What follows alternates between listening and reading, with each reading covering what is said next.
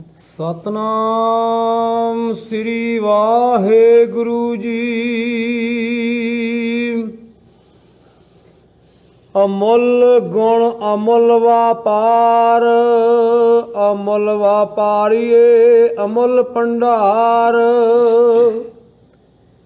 ਅਮੁੱਲ ਗੁਣ ਅਮੁੱਲ ਵਾਪਾਰ, ਅਮੁੱਲ ਵਾਪਾਰੀਏ ਅਮੁੱਲ ਭੰਡਾਰ। ਅਮੁੱਲ ਆਵਹਿ ਅਮੁੱਲ ਲੈ ਜਾਏ, ਅਮੁੱਲ ਭਾਏ ਅਮੁੱਲਾ ਸਮਾਏ। ਅਮੁੱਲ ਧਰਮ ਅਮੁੱਲ ਦੀਵਾਨ, ਅਮੁੱਲ ਤੁਲ ਅਮੁੱਲ ਪ੍ਰਵਾਨ। ਅਮੁੱਲ ਬਖਸ਼ੀਸ਼ ਅਮੁੱਲ ਨੀਸਾਨ, ਅਮੁੱਲ ਕਰਮ ਅਮੁੱਲ ਫੁਰਮਾਨ। ਅਮੁੱਲੋ ਅਮੁੱਲ ਆਖਿਆ ਨਾ ਜਾਏ, ਆਖ ਆਖ ਰਹਿ ਲਿਵ ਲਾਏ। ਆਖਹਿ ਵੇਦ ਪਾਠ ਪੁਰਾਣ, ਆਖਹਿ ਪੜ੍ਹੇ ਕਰੇ ਵਖਿਆਣ। ਆਖਹਿ ਬਰਮੈ ਆਖਹਿ ਇੰਦ, ਆਖਹਿ ਗੋਪੀ ਤੈ ਗੋਬਿੰਦ। ਆਖਹਿ ਈਸਰ ਆਖਹਿ ਸਿੱਧ, ਆਖਹਿ ਕੇਤੇ ਕੀਤੇ ਬੁੱਧ। ਆਖਹਿ ਦਾਨਵ ਆਖਹਿ ਦੇਵ, ਆਖਹਿ ਸੁਰ ਨਰ ਮੁਨ ਜਨ ਸੇਵ। ਕੇਤੇ ਆਖੇ ਆਖਣ ਪਾਏ, ਕੇਤੇ ਕਹਿ ਕਹਿ ਉਠ ਉਠ ਜਾਏ। ਇਤੇ ਕੀਤੇ ਹੋਰ ਕਰੇ, ਤਾਂ ਆਖ ਨਾ ਸਕਹਿ ਕੇਈ ਕੇ। ਜੇ ਵਡ ਭਾਵੈ ਤੇ ਵਡ ਹੋਏ, ਨਾਨਕ ਜਾਣੇ ਸਾਚਾ ਸੋਏ। ਜੇ ਕੋ ਆਖੈ ਬੋਲ ਵਿਗਾੜ, ਤਾਂ ਲਿਖੀਐ ਸਿਰ ਗਾਵਾਰਾ ਗਾਵਾਰ। ਜੇ ਕੋ ਆਖੈ ਬੋਲ ਵਿਗਾੜ, ਤਾਂ ਲਿਖੀਐ ਸਿਰ ਗਾਵਾਰਾ ਗਾਵਾਰ। ਅਮੁੱਲ ਗੁਣ ਅਮੁੱਲ ਵਾਪਾਰ। ਵਾਹਿਗੁਰੂ ਜੀ ਕਾ ਖਾਲਸਾ, ਵਾਹਿਗੁਰੂ ਜੀ ਕੀ ਫਤਿਹ। ਪਰਮ ਸਨਮਾਨਯੋਗ ਸਤਿਗੁਰੂ ਮਹਾਰਾਜ ਦੀ ਸਾਜੀ ਨਵਾਜੀ ਹੋਈ ਗੁਰੂ ਖਾਲਸਾ ਸਾਧ ਸੰਗਤ ਜੀਓ, ਸਤਿਗੁਰੂ ਨੇ ਅਪਾਰ ਬਖਸ਼ਿਸ਼ ਕੀਤੀ। ਸਾਡੇ ਕਲਯੁਗੀ ਜੀਵਾਂ ਦੇ ਉਧਾਰ ਵਾਸਤੇ ਜਿੱਥੇ ਪਾਵਨ ਗੁਰੂ ਸਰੂਪ ਧਾਰਨ ਕੀਤਾ, ਉੱਥੇ ਹਮੇਸ਼ਾ ਲਈ ਸਰਬੱਤ ਜੀਵਾਂ ਦੀ ਕਲਿਆਣ ਵਾਸਤੇ ਪਾਵਨ ਅੰਮ੍ਰਿਤ ਰੂਪ ਇਲਾਹੀ ਬਾਣੀ ਉਚਾਰਨ ਕੀਤੀ। ਜਿਸ ਪਾਵਨ ਬਾਣੀ ਦੀ ਮਹਿਮਾ ਅਪਰਪਾਰ ਹੈ। ਆਪ ਸੰਗਤਾਂ ਜਪਜੀ ਸਾਹਿਬ ਬਾਣੀ ਦੀ ਕਥਾ ਵਿਚਾਰ ਸਰਵਣ ਕਰ ਰਹੇ ਹੋ। ਜਪਜੀ ਸਾਹਿਬ ਬਾਣੀ ਪ੍ਰਧਾਨ ਬਾਣੀ ਹੈ। ਇਸ ਨੂੰ ਸਾਹਿਬ ਸ੍ਰੀ ਗੁਰੂ ਗ੍ਰੰਥ ਸਾਹਿਬ ਜੀ ਦੇ ਅੰਦਰ ਸਭ ਤੋਂ ਪਹਿਲਾਂ ਲਿਖਿਆ ਗਿਆ ਹੈ। ਇਹ ਪ੍ਰਥਮ ਬਾਣੀ ਹੋਣ ਕਰਕੇ ਪ੍ਰਧਾਨ ਬਾਣੀ ਵੀ ਹੈ। ਧੰਨ ਗੁਰੂ ਨਾਨਕ ਦੇਵ ਮਹਾਰਾਜ ਸੱਚੇ ਪਾਤਸ਼ਾਹ ਨੇ ਇਸ ਜਪਜੀ ਸਾਹਿਬ ਬਾਣੀ ਦੇ ਅੰਦਰ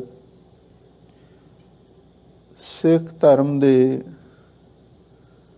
ਮੁੱਢਲੇ ਅਸੂਲਾਂ ਦਾ ਵੀ ਵਰਣਨ ਕੀਤਾ ਹੈ ਅਤੇ ਇਸ ਦੇ ਨਾਲ ਹੀ ਕੁਝ ਅਨਮਤਾਂ ਵਾਲੇ ਵਿਦਵਾਨਾਂ ਦੇ ਨਾਲ ਵਿਚਾਰਾਂ ਵੀ ਹੋਈਆਂ। ਸਾਹਿਬ ਸਤਿਗੁਰੂ ਸੱਚੇ ਪਾਤਸ਼ਾਹ ਨੇ ਬਾਣੀ ਦੁਆਰਾ, ਸ਼ਬਦ ਦੁਆਰਾ ਭੁੱਲੀ ਭਟਕੀ ਹੋਈ ਲੁਗਾਈ ਨੂੰ ਸਿੱਧੇ ਰਾਹ ਤੋਰਨ ਦਾ ਯਤਨ ਕੀਤਾ। ਸਿੱਖੀ ਦਾ ਮਾਰਗ ਭਗਤੀ ਦਾ ਮਾਰਗ ਹੈ। ਇਸੇ ਨੂੰ ਹੀ ਭਾਈ ਗੁਰਦਾਸ ਜੀ ਨੇ ਗੁਰਮੁਖ ਗਾਡੀ ਰਾਹ ਚਲਾਇਆ। ਗੁਰਮੁਖ ਦਾ ਗਾਡੀ ਰਾਹ ਇਸ ਨੂੰ ਹੀ ਆਖਿਆ ਹੈ। ਇਸੇ ਹੀ ਮਾਰਗ ਨੂੰ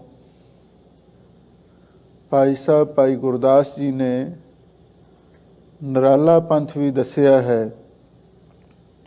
ਸ਼ਬਦ ਜਿਤੀ ਸਿੱਧ ਮੰਡਲੀ ਕੀ ਤੋਸ ਆਪਣਾ ਪੰਥ ਨਿਰਾਲਾ। ਧੰਨ ਗੁਰੂ ਨਾਨਕ ਦੇਵ ਮਹਾਰਾਜ ਸੱਚੇ ਪਾਤਸ਼ਾਹ ਨੇ ਮਨੁੱਖ ਨੂੰ ਪੂਰਨ ਮਨੁੱਖ ਬਣਾਉਣ ਦੇ ਲਈ ਜੋ ਘਾਟਾਂ ਘੜੀਆਂ, ਜੋ ਸਕੀਮਾਂ ਬਣਾਈਆਂ, ਜੋ ਸਿਧਾਂਤ ਅਪਣਾਏ, ਜੋ ਮਰਜ਼ਾਦਾ ਕਾਇਮ ਕੀਤੀਆਂ, ਉਹ ਸਾਰੀਆਂ ਹੀ ਇਸ ਜਪਜੀ ਸਾਹਿਬ ਬਾਣੀ ਦੇ ਵਿੱਚੋਂ ਸਾਨੂੰ ਪ੍ਰਾਪਤ ਹੁੰਦੀਆਂ ਹਨ। ਇਸੇ ਲਈ ਮਹਾਂਪੁਰਖ ਇਹ ਵੀ ਬਚਨ ਕਰਦੇ ਸਨ, ਜਪਜੀ ਸਾਹਿਬ ਬਾਣੀ ਨੂੰ ਧਿਆਨ ਦੇ ਨਾਲ, ਵਿਚਾਰ ਦੇ ਨਾਲ, ਸਮਝ ਦੇ ਨਾਲ ਪੜ੍ਹਿਆ ਜਾਵੇ ਤਾਂ ਇਉਂ ਪ੍ਰਤੀਤ ਹੋਵੇਗਾ ਜਪਜੀ ਸਾਹਿਬ ਜੀ ਤੋਂ ਬਿਨਾਂ ਹੋਰ ਜਿਤਨੀ ਵੀ ਬਾਣੀ ਹੈ ਉਹ ਜਪਜੀ ਸਾਹਿਬ ਜੀ ਦੀ ਕਿਸੇ ਨਾ ਕਿਸੇ ਪੰਕਤੀ ਦਾ ਹੀ ਖੁਲਾਸਾ ਕਰਦੀ ਹੈ ਜਾਂ ਵਿਖਿਆਨ ਕਰਦੀ ਹੈ, ਕਿਉਂਕਿ ਜਪਜੀ ਸਾਹਿਬ ਮੂਲ ਬਾਣੀ ਹੈ। ਇਸੇ ਦੀ ਵਿਆਖਿਆ ਬਾਕੀ ਹੋਰ ਸਾਰੀ ਬਾਣੀ ਵਿੱਚ ਆਉਂਦੀ ਹੈ। ਧੰਨ ਗੁਰੂ ਨਾਨਕ ਦੇਵ ਮਹਾਰਾਜ ਸੱਚੇ ਪਾਤਸ਼ਾਹ ਨੇ ਇਸ ਬਾਣੀ ਦੇ ਅੰਦਰ ਉਸ ਵਾਹਿਗੁਰੂ ਦੀ ਬੇਅੰਤ ਸਿਫਤ ਸਲਾਹ ਦਾ ਵੀ ਜ਼ਿਕਰ ਕੀਤਾ ਹੈ ਅਤੇ ਨਾਲ ਹੀ ਸਤਿਗੁਰੂ ਨੇ ਇਹ ਵੀ ਬਚਨ ਆਖ ਦਿੱਤੇ, ਜਿਸ ਨੂੰ ਬਖਸ਼ੇ ਸਿਫਤ ਸਲਾਹ ਨਾਨਕ ਪਾਤਸ਼ਾਹੀ ਪਾਤਸ਼ਾਹੋ। ਜਿਨ੍ਹਾਂ ਨੂੰ ਅਕਾਲ ਪੁਰਖ ਵਾਹਿਗੁਰੂ ਪਰਮੇਸ਼ਰ ਆਪਣੀ ਸਿਫਤ ਸਲਾਹ ਦਾ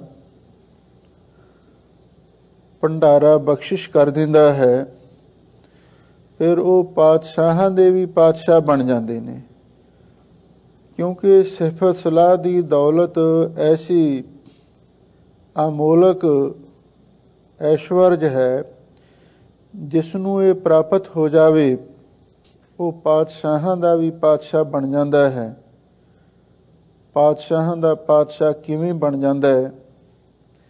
ਇਹਦਾ ਮਤਲਬ ਇਹ ਹੈ, ਇੱਕ ਦੁਨੀਆ ਦੇ ਪਾਤਸ਼ਾਹ ਹੁੰਦੇ ਨੇ ਜਿਹੜੇ ਲੋਕਾਂ ਦੇ ਸਿਰ ਉਤੇ ਜ਼ੋਰ ਦੇ ਨਾਲ ਰਾਜ ਕਰਦੇ ਹਨ, ਜਿਨ੍ਹਾਂ ਦੇ ਬਾਰੇ ਹਜ਼ੂਰ ਨੇ ਪਿੱਛੇ ਆਖਿਆ ਸੀ, ਅਸੰਖ ਅਮਰ ਕਰ ਜਾਹੇ ਜੋਰ।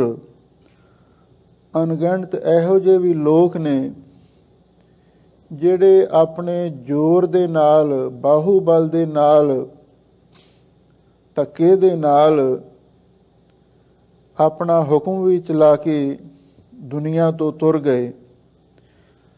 ਪਰ ਇਹ ਉਹਨਾਂ ਪਾਤਸ਼ਾਹਾਂ ਦੀ ਗੱਲ ਨਹੀਂ।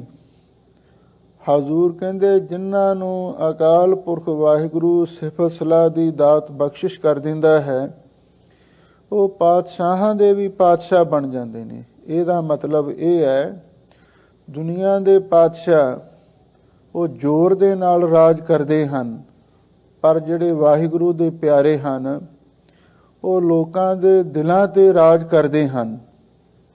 ਕਿਉਂ?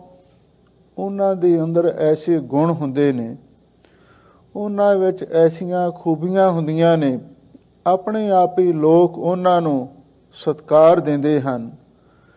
ਦੁਨੀਆ ਦੇ ਬਾਦਸ਼ਾਹਾਂ ਦੀ ਲੋਕ ਕੇਵਲ ਆਪਣੇ ਮੂੰਹ ਤੋਂ ਹੀ ਸਿਫਤ ਕਰਦੇ ਹਨ, ਪਰ ਜਿਹੜੇ ਮਹਾਂਪੁਰਖ ਹੁੰਦੇ ਨੇ ਉਹਨਾਂ ਦੀ ਦਿਲੋਂ ਰਿਸਪੈਕਟ ਕਰਦੇ ਹਨ। ਇਹੀ ਪਾਤਸ਼ਾਹ ਤੇ ਪਾਤਸ਼ਾਹਾਂ ਦੇ ਪਾਤਸ਼ਾਹ ਦਾ ਅੰਤਰ ਹੈ।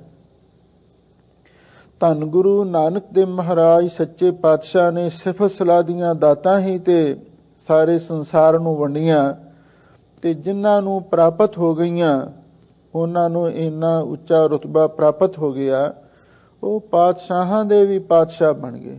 ਉਹ ਇੰਨੇ ਬੇਪਰਵਾਹ ਹੋ ਗਏ ਤੇ ਉਹਨਾਂ ਨੂੰ ਕਿਸੇ ਬਾਦਸ਼ਾਹ ਤੱਕ ਦੀ ਵੀ ਕੋਈ ਮੁਤਾਜਗੀ ਨਹੀਂ ਰਹਿ ਗਈ। ਦਾਸ ਇਤਿਹਾਸ ਪੜ੍ਹ ਰਿਹਾ ਸੀ। ਸ਼੍ਰੀ ਦਰਬਾਰ ਸਾਹਿਬ ਜੀ ਦੇ ਮੁੱਖ ਗ੍ਰੰਥੀ ਸਿੰਘ ਸਾਹਿਬ ਗਿਆਨੀ ਸੰਤ ਸਿੰਘ ਜੀ ਸਨ, ਔਰ ਉਹਨਾਂ ਦੇ ਸਮੇਂ ਗੁਰੂ ਘਰ ਦੇ ਰਾਗੀ ਭਾਈ ਮਨਸ਼ਾ ਸਿੰਘ ਜੀ ਸਨ। ਗਿਆਨੀ ਸੰਤ ਸਿੰਘ ਜੀ ਜਿੱਥੇ ਦਰਬਾਰ ਸਾਹਿਬ ਜੀ ਦੇ ਮੁੱਖ ਗ੍ਰੰਥੀ ਸਨ, ਔਰ ਉੱਥੇ ਨਾਲ ਨਾਲ ਉਹ ਸ਼ਹਿਰ ਦੇ ਪ੍ਰਬੰਧਕ ਵੀ ਸਨ। ਇਹ ਇੱਕ ਬੜੀ ਦਿਲਚਸਪ ਗੱਲ ਹੈ, ਕਿਉਂਕਿ ਧੰਨ ਗੁਰੂ ਰਾਮਦਾਸ ਮਹਾਰਾਜ ਸੱਚੇ ਪਾਤਸ਼ਾਹ ਨੇ ਇਸ ਨਗਰ ਨੂੰ ਆਬਾਦ ਕੀਤਾ, ਜਿਸ ਨੂੰ ਆਪਾਂ ਹੁਣ ਦੇ ਸਮੇਂ ਨਾਲ ਸ੍ਰੀ ਅੰਮ੍ਰਿਤਸਰ ਸਾਹਿਬ ਆਖਦੇ ਹਾਂ। ਔਰ ਇੱਥੇ ਗੁਰੂ ਮਹਾਰਾਜ ਸੱਚੇ ਪਾਤਸ਼ਾਹ ਨੇ ਐਸਾ ਧਰਮ ਦਾ ਰਾਜ ਕੀਤਾ, ਕਿਸੇ ਉੱਤੇ ਕੋਈ ਟੈਕਸ ਨਹੀਂ। ਜੇ ਜੀਆ ਜਨ ਕੋ ਲਏ ਨਾ ਜਗਾਤ, ਗੁਰਬਾਣੀ ਵਿੱਚ ਇਹ ਪੰਕਤੀਆਂ ਆਈਆਂ ਨੇ। ਰਾਮ ਰਾਜ ਰਾਮਦਾਸਪੁਰ ਕੀਨੇ ਗੁਰਦੇਵ। ਧੰਨ ਗੁਰੂ ਰਾਮਦਾਸ ਮਹਾਰਾਜ ਸੱਚੇ ਪਾਤਸ਼ਾਹ ਨੇ ਵੀ ਜਿਹਨੂੰ ਅਸਲੀ ਰੱਬ ਦਾ ਰਾਜ ਕਹਿੰਦੇ ਨੇ, ਧਰਮ ਦਾ ਰਾਜ। ਰਾਮ ਰਾਜ ਦਾ ਮਤਲਬ ਰਾਮਚੰਦਰ ਨਹੀਂ, ਰਾਮ ਰਾਜ ਦਾ ਮਤਲਬ ਸੀ ਰੱਬੀ ਰਾਜ, ਅਕਾਲ ਪੁਰਖ ਵਾਹਿਗੁਰੂ ਦਾ ਰਾਜ, ਜਿੱਥੇ ਹਮੇਸ਼ਾ ਲਈ ਸਾਰਿਆਂ ਨੂੰ ਨਿਆਂ ਮਿਲਦਾ ਹੋਵੇ। ਐਸਾ ਇਹ ਰਾਮ ਰਾਜ, ਰੱਬੀ ਰਾਜ ਧੰਨ ਗੁਰੂ ਰਾਮਦਾਸ ਮਹਾਰਾਜ ਨੇ ਕੀਤਾ ਹੈ। ਕੋਈ ਵੀ ਮਸਲਾ ਹੁੰਦਾ, ਧੰਨ ਗੁਰੂ ਰਾਮਦਾਸ ਮਹਾਰਾਜ ਸੱਚੇ ਪਾਤਸ਼ਾਹ ਉਸ ਨੂੰ ਆਪ ਨਜਿੱਠ ਲੈਂਦੇ ਸਨ। ਧੰਨ ਗੁਰੂ ਰਾਮਦਾਸ ਮਹਾਰਾਜ ਦੇ ਸਮੇਂ ਤੋਂ ਹੀ ਇਸ ਸ਼ਹਿਰ ਦੇ ਅੰਦਰ ਕੋਈ ਥਾਣਾ ਨਹੀਂ ਸੀ ਬਣਿਆ, ਕੋਈ ਪੁਲਿਸ ਚੌਂਕੀ ਸਥਾਪਿਤ ਨਹੀਂ ਸੀ ਹੋਈ। ਦਿਲਚਸਪ ਗੱਲ ਇਹ ਸੀ, ਉਸ ਸਮੇਂ ਧੰਨ ਗੁਰੂ ਰਾਮਦਾਸ ਮਹਾਰਾਜ ਹੀ ਸੱਚੇ ਪਾਤਸ਼ਾਹ ਇਸ ਨਗਰ ਦੇ ਧਾਰਮਿਕ ਮੁਖੀ ਸਨ, ਤੇ ਇਸ ਨਗਰ ਦੇ ਪ੍ਰਬੰਧਕ ਵੀ ਧੰਨ ਗੁਰੂ ਰਾਮਦਾਸ ਮਹਾਰਾਜ ਸੱਚੇ ਪਾਤਸ਼ਾਹ ਆਪ ਸਨ। ਜਦੋਂ ਮਹਾਰਾਜਾ ਰਣਜੀਤ ਸਿੰਘ ਜੀ ਦਾ ਰਾਜ ਹੋਇਆ, ਇਹ ਉਦੋਂ ਦਾ ਵਾਕਿਆ ਹੈ। ਸਿੰਘ ਸਾਹਿਬ ਗਿਆਨੀ ਸੰਤ ਸਿੰਘ ਜੀ ਦਰਬਾਰ ਸਾਹਿਬ ਦੇ ਗ੍ਰੰਥੀ ਵੀ ਸਨ, ਤੇ ਨਾਲ ਮਿਊਨਿਸਪਲ ਕਮੇਟੀ ਦੇ ਪ੍ਰਬੰਧਕ ਵੀ ਸਨ। ਸ਼ਹਿਰ ਦਾ ਪ੍ਰਬੰਧ ਵੀ ਉਹੀ ਕਰਦੇ, ਦਰਬਾਰ ਸਾਹਿਬ ਜੀ ਦੀ ਸੇਵਾ ਵੀ ਉਹ ਨਿਭਾਉਂਦੇ ਸਨ। ਇਹ ਰਾਮ ਰਾਜ ਦੀ ਗੱਲ ਹੈ, ਰੱਬੀ ਰਾਜ ਦੀ ਗੱਲ ਹੈ। ਇਹਦਾ ਕਾਰਨ ਕੀ ਸੀ? ਇਹਦਾ ਕਾਰਨ ਇਤਿਹਾਸਕਾਰਾਂ ਨੇ ਲਿਖਿਆ ਹੈ, ਉਸ ਵੇਲੇ ਸਿੱਖਾਂ ਦੇ ਮਨ ਦੇ ਵਿੱਚ ਇੰਨਾ ਗੁਰੂ ਦਾ ਭੈ ਸੀ, ਉਹਨਾਂ ਦਾ ਇਹ ਖਿਆਲ ਸੀ ਜੋ ਦਰਬਾਰ ਸਾਹਿਬ ਸੰਗਤਾਂ ਮੱਥਾ ਟੇਕਦੀਆਂ ਨੇ, ਚੜਾਵਾ ਚੜ੍ਹਦਾ ਹੈ, ਮਾਇਆ ਆਉਂਦੀ ਹੈ, ਔਰ ਇਹ ਸਾਡੇ ਲਈ ਤਾਂ ਜ਼ਹਿਰ ਹੈ, ਅਸੀਂ ਇਸ ਨੂੰ ਵਰਤਣਾ ਨਹੀਂ। ਇਸ ਲਈ ਉਹਦੇ ਨਾਲ ਕੋਈ ਨਾ ਕੋਈ ਉਹ ਹੋਰ ਕਿਰਤ ਉਪਜੀਵਕਾ ਲਈ ਕਰਦੇ ਸਨ। ਗਿਆਨੀ ਸੰਤ ਸਿੰਘ ਜੀ ਦਰਬਾਰ ਸਾਹਿਬ ਸੇਵਾ ਕਰਦੇ, ਕਥਾ ਵੀ ਬੜੀ ਸੁੰਦਰ ਕਰਦੇ ਔਰ ਉਹਨਾਂ ਨੇ ਉੱਥੋਂ ਦੀ ਮਰਜ਼ਾਦਾ ਨੂੰ ਇੰਨੇ ਸੋਹਣੇ ਢੰਗ ਦੇ ਨਾਲ ਚਲਾਇਆ।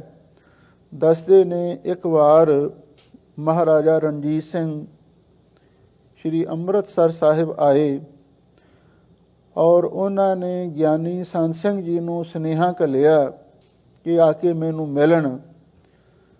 ਮਹਾਰਾਜਾ ਰਣਜੀਤ ਸਿੰਘ ਵੱਲੋਂ ਭੇਜਿਆ ਹੋਇਆ ਇੱਕ ਹਲਕਾਰਾ ਸਿੰਘ ਸਾਹਿਬ ਗਿਆਨੀ ਸੰਤ ਸਿੰਘ ਜੀ ਕੋਲ ਆਇਆ। ਉਹਨਾਂ ਨੇ ਅੱਗੋਂ ਜਵਾਬ ਦਿੱਤਾ, ਕਹਿਣ ਲੱਗੇ, ਜਾਓ ਜਾ ਕੇ ਮਹਾਰਾਜੇ ਨੂੰ ਕਹਿ ਦਿਓ ਕਿ ਹੁਣ ਮੈਂ ਧੰਨ ਗੁਰੂ ਰਾਮਦਾਸ ਮਹਾਰਾਜ ਸੱਚੇ ਪਾਤਸ਼ਾਹ ਦੇ ਦਰਬਾਰ ਦੇ ਵਿੱਚ ਕਥਾ ਕਰਨ ਵਾਸਤੇ ਜਾ ਰਿਹਾ ਹਾਂ। ਉਸ ਤੋਂ ਬਾਅਦ ਹੀ ਮੈਂ ਮਹਾਰਾਜੇ ਕੋਲੇ ਜਾ ਸਕਾਂਗਾ।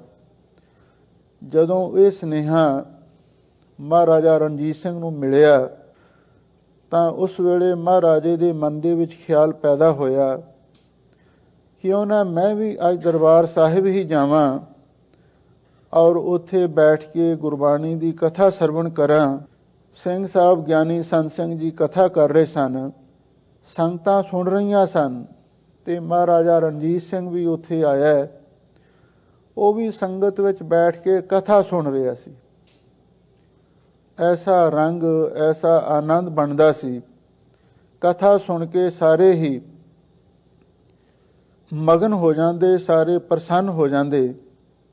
ਕਥਾ ਦੀ ਸਮਾਪਤੀ ਹੋਈ ਪਰ ਉਸ ਵੇਲੇ ਮਹਾਰਾਜੇ ਦਾ ਕੋਈ ਉਚੇਚਾ ਸਵਾਗਤ ਜਾਂ ਸਤਿਕਾਰ ਨਹੀਂ ਕੀਤਾ ਗਿਆ। ਕਿਉਂ?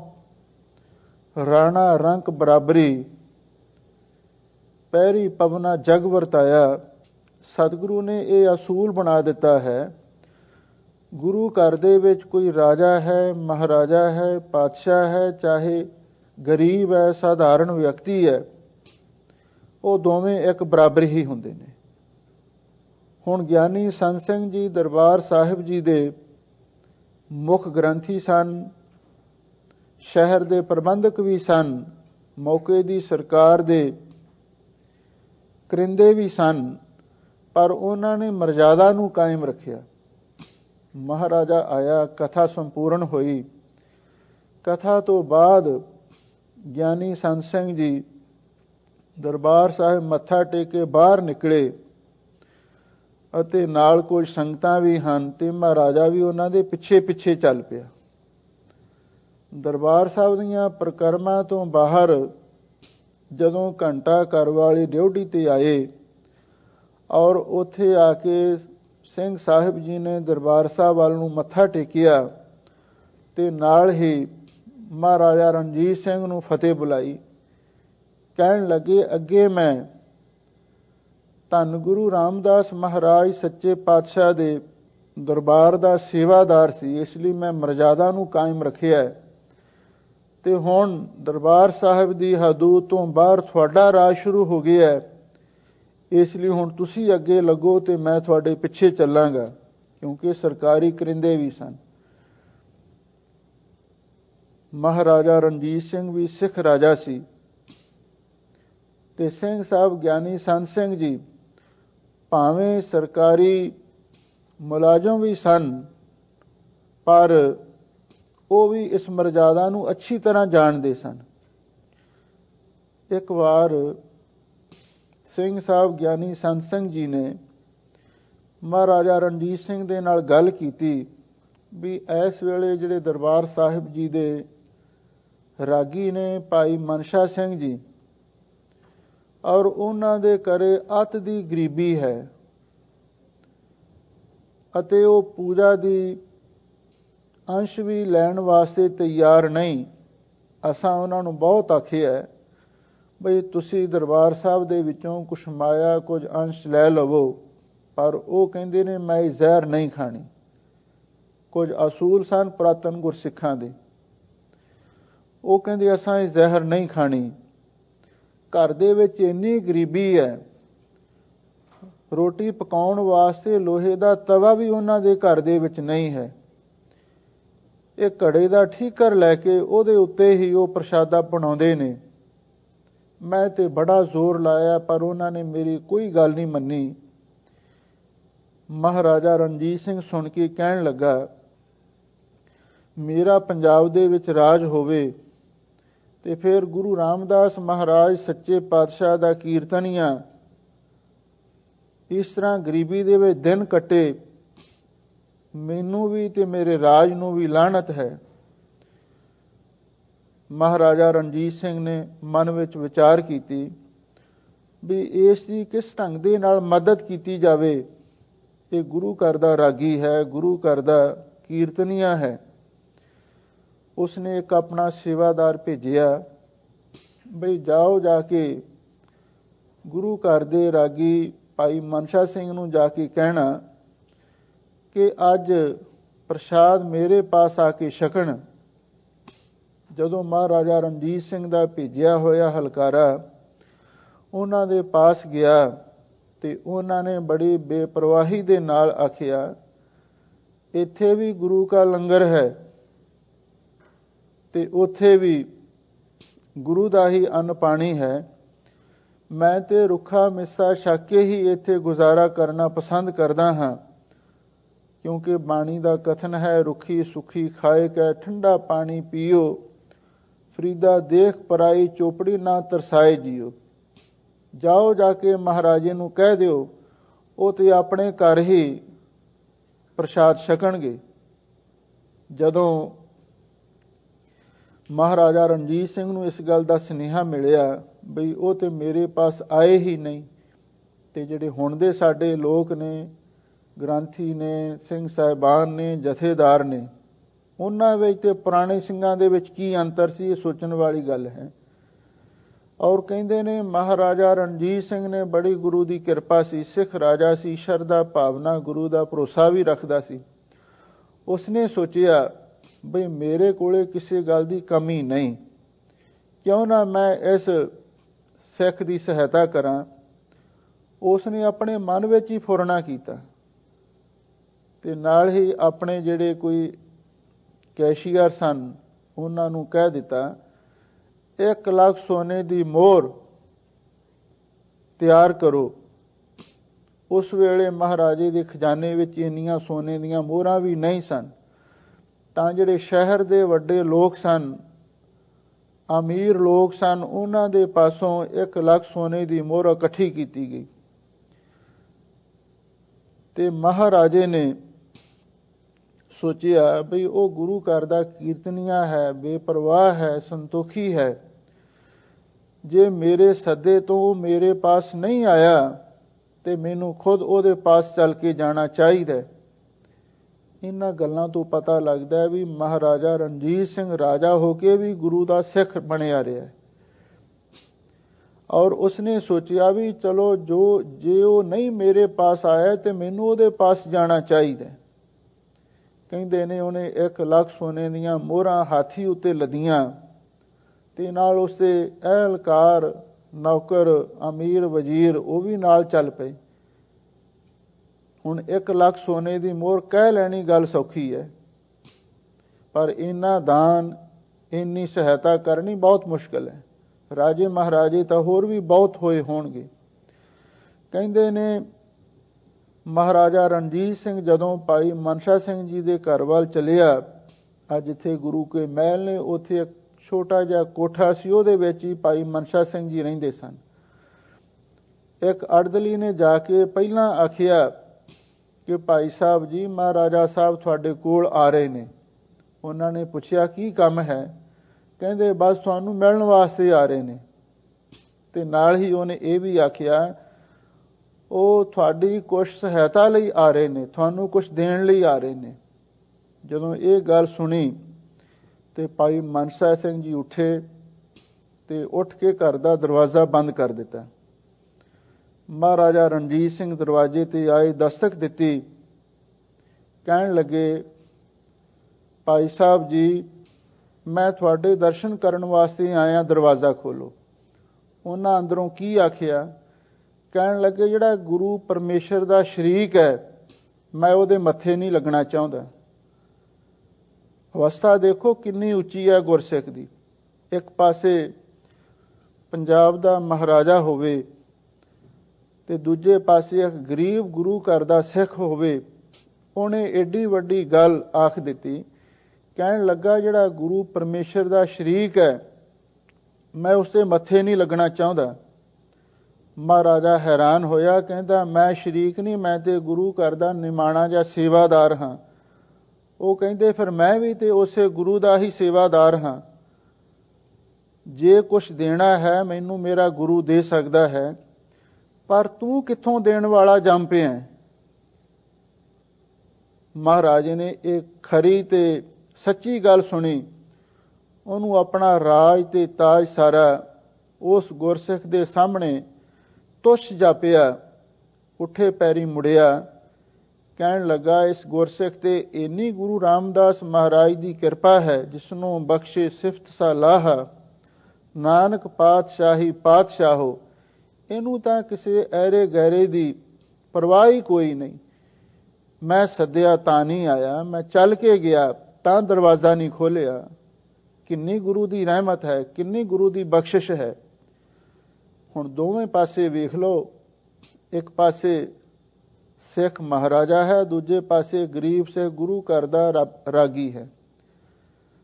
ਪਰ ਦੋਵਾਂ ਦੇ ਮਨ ਦੇ ਵਿੱਚ ਕੋਈ ਇੱਕ ਦੂਸਰੇ ਪ੍ਰਤੀ ਕੋਈ ਘਿਰਣਾ ਨਹੀਂ, ਕੋਈ ਨਫ਼ਰਤ ਨਹੀਂ, ਪਰ ਆਪਣੇ ਅਸੂਲ ਤੇ ਖੜੇ ਨੇ। ਮਹਾਰਾਜਾ ਰਣਜੀਤ ਸਿੰਘ ਵਾਪਸ ਮੁੜ ਕੇ ਸ੍ਰੀ ਦਰਬਾਰ ਸਾਹਿਬ ਆਇਆ ਔਰ ਉੱਥੇ ਸਿੰਘ ਸਾਹਿਬ ਗਿਆਨੀ ਸੰਤ ਸਿੰਘ ਜੀ ਦੇ ਨਾਲ ਗੱਲ ਕੀਤੀ। ਕਹਿਣ ਲੱਗੇ ਮੈਂ ਤੇ ਬਥੇਰਾ ਯਤਨ ਕੀਤਾ ਹੈ, ਪਰ ਉਸ ਗੁਰੂ ਦੇ ਲਾਲ ਨੇ ਦਰਵਾਜ਼ਾ ਤੱਕ ਨਹੀਂ ਖੋਲ੍ਹਿਆ, ਤੇ ਮੈਂ ਹੁਣ ਇਹ ਫੈਸਲਾ ਕੀਤਾ ਇਹ ਜਿਹੜੀਆਂ ਸੋਨੇ ਦੀਆਂ ਮੋਹਰਾਂ ਨੇ 1 ਲੱਖ ਮੋਹਰ ਹੈ, ਇਹ ਮੈਂ ਵਾਪਸ ਲੈ ਕੇ ਨਹੀਂ ਜਾਣਾ ਚਾਹੁੰਦਾ। ਚਲੋ ਤੁਸੀਂ ਇਸ ਮਾਇਆ ਨੂੰ ਧੰਨ ਗੁਰੂ ਰਾਮਦਾਸ ਮਹਾਰਾਜ ਸੱਚੇ ਪਾਤਸ਼ਾਹ ਦੇ ਇਸ ਪਾਵਨ ਹਰਮੰਦਰ ਤੇ ਲਾ ਦਿਓ। ਉਹ ਸੋਨਾ ਮਹਾਰਾਜਾ ਰਣਜੀਤ ਸਿੰਘ ਨੇ ਸਾਰਾ ਚੜਾਇਆ, ਜੋ ਦਰਬਾਰ ਸਾਹਿਬ ਦੇ ਵਿੱਚ ਆਪਾਂ ਵੇਖਦੇ ਰਹੇ ਹਾਂ। ਹੁਣ ਤੇ ਨਵੀਂ ਸੇਵਾ ਹੋਈ ਹੈ। ਇਸ ਤਰ੍ਹਾਂ ਬਈ ਜਿਨ੍ਹਾਂ ਤੇ ਗੁਰੂ ਦੀ ਬਖਸ਼ਿਸ਼ ਹੋ ਜਾਂਦੀ ਹੈ ਨਾ, ਜਿਨ੍ਹਾਂ ਨੂੰ ਸਿਫਤ ਸਲਾਹ ਦੀ ਦਾਤ ਵਾਹਿਗੁਰੂ ਬਖਸ਼ਿਸ਼ ਕਰ ਦਿੰਦਾ ਹੈ, ਉਹਨਾਂ ਦੀ ਅਵਸਥਾ ਹੀ ਇੰਨੀ ਸਬਰ ਸ਼ੁਕਰ ਵਾਲੀ ਬਣ ਜਾਂਦੀ ਹੈ, ਉਹ ਪਾਤਸ਼ਾਹਾਂ ਦੇ ਵੀ ਪਾਤਸ਼ਾਹ ਬਣ ਜਾਂਦੇ ਨੇ। ਐਸੀ ਉਹਨਾਂ ਤੇ ਗੁਰੂ ਦੀ ਬਖਸ਼ਿਸ਼ ਹੁੰਦੀ ਹੈ। ਹੁਣ ਧੰਨ ਗੁਰੂ ਨਾਨਕ ਦੇਵ ਮਹਾਰਾਜ ਸੱਚੇ ਪਾਤਸ਼ਾਹ ਦੇ ਪਾਵਨ ਚਰਨਾਂ ਦੇ ਵਿੱਚ ਗੁਰਸਿੱਖਾਂ ਨੇ ਬੇਨਤੀ ਕੀਤੀ, ਸੱਚੇ ਪਾਤਸ਼ਾਹ ਸਾਨੂੰ ਹੁਣ ਇਹ ਦੱਸੋ, ਉਸ ਵਾਹਿਗੁਰੂ ਪਰਮੇਸ਼ਰ ਦੇ ਨਾਲ ਸਾਡੀ ਨੇੜਤਾ ਕਿਵੇਂ ਹੋ ਸਕਦੀ ਹੈ। ਧੰਨ ਗੁਰੂ ਨਾਨਕ ਦੇਵ ਮਹਾਰਾਜ ਸੱਚੇ ਪਾਤਸ਼ਾਹ ਅੱਗੇ 26ਵੀਂ ਪੌੜੀ ਦੇ ਅੰਦਰ ਸਾਨੂੰ ਇਹ ਸਿੱਖਿਆ ਬਖਸ਼ਿਸ਼ ਕਰ ਰਹੇ ਹਨ, ਹਰ ਗੁਰਸਿੱਖ ਮਾਈ ਭਾਈ ਨੂੰ ਗੁਣਾਂ ਦੀ ਸਾਂਝ ਕਰਨੀ ਚਾਹੀਦੀ ਹੈ। ਇੱਕ ਸਤਿਗੁਰੂ ਦਾ ਬਹੁਤ ਪਵਿੱਤਰ ਬਚਨ ਹੈ, ਸਾਂਝ ਕਰੀਜੈ ਗੁਣ ਹੈ ਕੇਰੀ ਛੋੜ ਅਵਗਣ ਚਲੀਏ। ਵੀ ਗੁਰਸਿੱਖ ਨੇ ਗੁਣਾਂ ਦੀ ਸਾਂਝ ਕਰਨੀ ਹੈ, ਜੇ ਕੋਈ ਅਵਗਣ ਨਜ਼ਰ ਆਵੇ ਉਹਨੂੰ ਛੱਡ ਕੇ ਅੱਗੇ ਲੰਘ ਜਾਣਾ।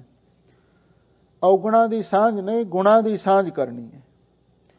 ਧੰਨ ਗੁਰੂ ਨਾਨਕ ਦੇਵ ਮਹਾਰਾਜ ਸੱਚੇ ਪਾਤਸ਼ਾਹ ਜਿਹੜੇ ਦੇਵੀ ਗੁਣਾਂ ਦੀ ਸਾਂਝ ਕਰਦੇ ਨੇ, ਦੇਵੀ ਗੁਣਾਂ ਦਾ ਵਪਾਰ ਕਰਦੇ ਨੇ, ਤੇ ਉਹਨਾਂ ਗੁਰਮੁਖਾਂ ਦੀ ਮਹਿਮਾ ਇਸ ਅਗਲੀ ਪੌੜੀ ਵਿੱਚ ਬਿਆਨ ਕਰ ਰਹੇ ਹਨ। ਆਪ ਸੰਗਤਾਂ ਬੜੇ ਪਿਆਰ ਤੇ ਇਕਾਗਰਤਾ ਦੇ ਨਾਲ ਸਰਵਣ ਕਰੋ ਤੇ ਇੱਕ ਵਾਰੀ ਪਿਆਰ ਦੇ ਨਾਲ ਆਖੋ, ਸਤਨਾਮ ਸ੍ਰੀ ਵਾਹਿਗੁਰੂ ਸਾਹਿਬ ਜੀਓ। ਸਤਨਾਮ ਸ੍ਰੀ ਵਾਹਿਗੁਰੂ ਜੀ। ਅਮੁੱਲ ਗੁਣ ਅਮੁੱਲ ਵਪਾਰ। ਸਾਹਿਬ ਸਤਿਗੁਰੂ ਧੰਨ ਗੁਰੂ ਨਾਨਕ ਦੇਵ ਮਹਾਰਾਜ ਸੱਚੇ ਪਾਤਸ਼ਾਹ ਫਰਮਾਉਂਦੇ ਹਨ, ਗੁਰਮੁਖੋ ਅਮੁੱਲ ਗੁਣ, ਜਿਹੜੇ ਵਾਹਿਗੁਰੂ ਦੀ ਪ੍ਰਾਪਤੀ ਦੇ ਗੁਣ ਹਨ ਉਹ ਬੜੇ ਹੀ ਅਮੋਲਕ ਹਨ। ਸਤ, ਸੰਤੋਖ, ਦਇਆ, ਧਰਮ, ਵਿਚਾਰ, ਕੋਈ ਇਹਨਾਂ ਦਾ ਮੁੱਲ ਹੈ। ਸੰਤੋਖ ਦਾ ਗੁਣ ਕਿਤਨਾ ਮਹਾਨ ਹੈ, ਸਿਫਤ ਸਲਾਹ ਦੀ ਦਾਤ ਕਿਤਨੀ ਮਹਾਨ ਹੈ। ਤੁਸੀਂ ਸਾਖੀ ਸਰਵਣ ਕੀਤੀ ਹੈ, ਕਿੰਨਾ ਵੱਡਾ ਗੁਣ ਹੈ ਸੰਤੋਖ ਦਾ। ਇਹ ਅਮੋਲਕ ਹੈ, ਇਹਦਾ ਕੋਈ ਮੁੱਲ ਨਹੀਂ ਚੁਕਾ ਸਕਦਾ। ਹਜ਼ੂਰ ਕਹਿੰਦੇ ਨੇ ਅਮੁੱਲ ਗੁਣ ਜਿਨ੍ਹਾਂ ਨੇ ਪਰਮੇਸ਼ਰ ਨੂੰ ਮਿਲਣਾ ਹੈ ਉਹਨਾਂ ਨੂੰ ਦੈਵੀ ਗੁਣਾਂ ਦੀ ਸਾਂਝ ਕਰਨੀ ਪਵੇਗੀ। ਅਮੁੱਲ ਗੁਣ ਵਾਹਿਗੁਰੂ ਦੀ ਪ੍ਰਾਪਤੀ ਦੇ ਗੁਣ ਬੜੇ ਹੀ ਅਮੋਲਕ ਨੇ। ਅਮੁੱਲ ਵਪਾਰ ਤੇ ਉਹਨਾਂ ਗੁਣਾਂ ਦਾ ਵਪਾਰ ਵੀ ਅਮੋਲਕ ਹੈ।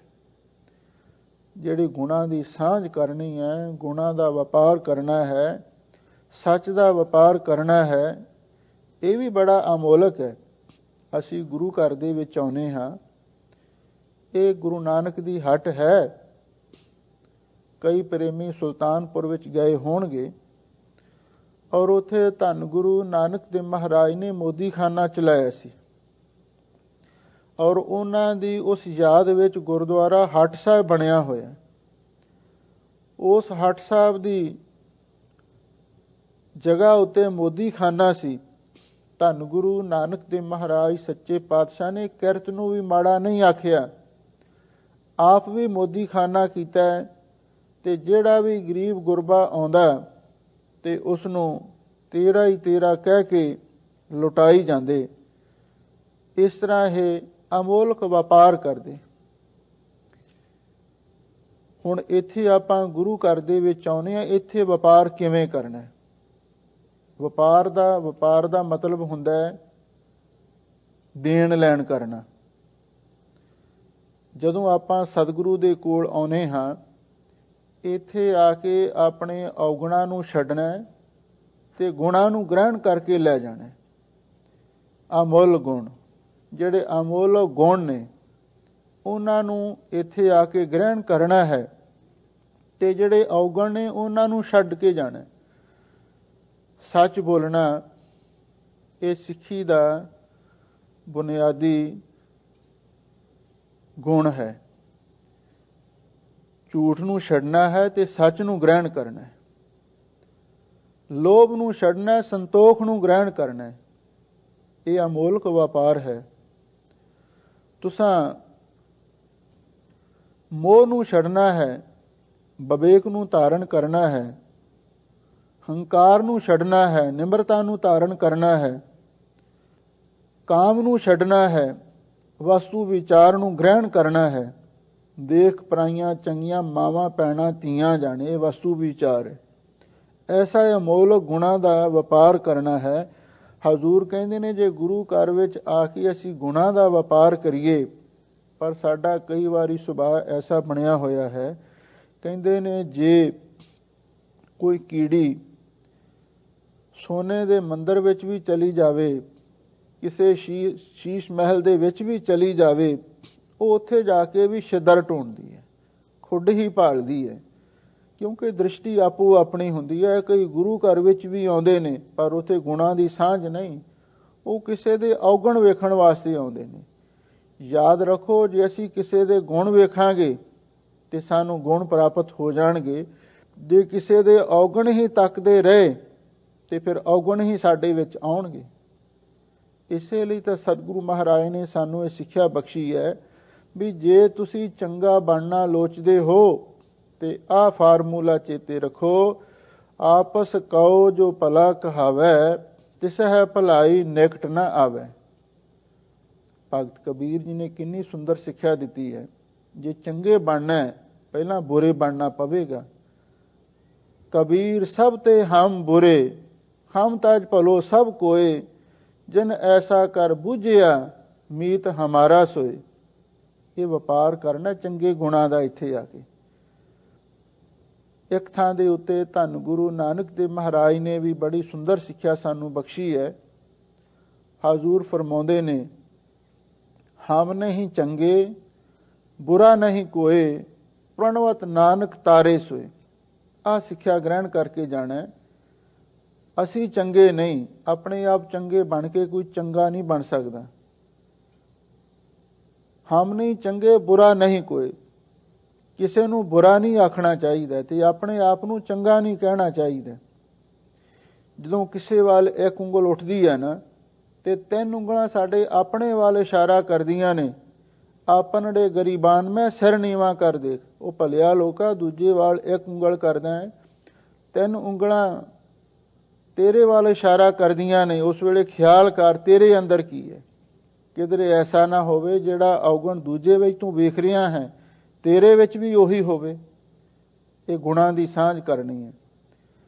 ਜਿਹੜਾ ਤੈਨੂੰ ਦੂਜੇ ਦੀ ਅੱਖ ਵਿੱਚ ਕਣ ਪਿਆ ਪ੍ਰਤੀਤ ਹੁੰਦਾ ਹੈ, ਯਾਦ ਰੱਖ, ਹੋ ਸਕਦਾ ਵੀ ਤੇਰੀ ਅੱਖ ਦੇ ਵਿੱਚ ਹੀ ਕੋਈ ਸ਼ਤੀਰ ਹੋਵੇ।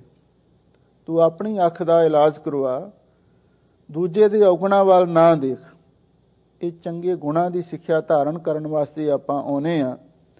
ਹਜ਼ੂਰ ਕਹਿੰਦੇ ਨੇ ਅਮੁੱਲ ਗੁਣ, ਜਿਹੜੇ ਵਾਹਿਗੁਰੂ ਦੀ ਪ੍ਰਾਪਤੀ ਦੇ ਗੁਣ ਬੜੇ ਹੀ ਅਮੋਲਕ ਨੇ ਤੇ ਅਮੁੱਲ ਵਪਾਰ। ਤੇ ਜਿਹੜਾ ਔਗਣਾਂ ਨੂੰ ਛੱਡ ਕੇ ਗੁਣਾਂ ਨੂੰ ਖਰੀਦਣਾ ਹੈ, ਇਹ ਵਪਾਰ ਵੀ ਬੜਾ ਅਮੋਲਕ ਹੈ।